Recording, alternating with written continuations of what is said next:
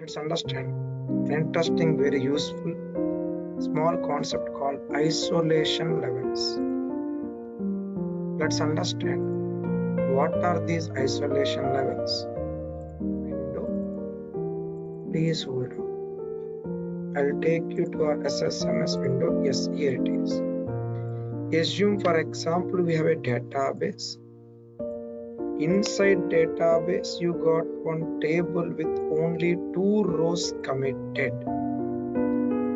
Remaining 2 rows yet to be committed. Okay? Remaining 2 rows were not committed. Now, let's understand.